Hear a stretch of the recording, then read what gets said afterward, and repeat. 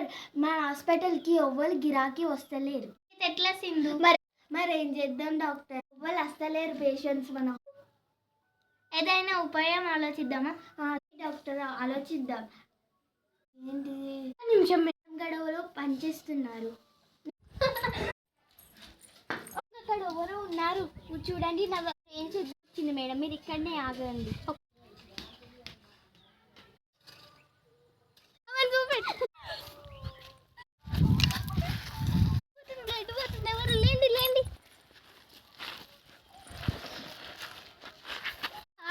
ఇక్కడ హాస్పిటల్ ఉందిగా, తీసుకెళ్తాను.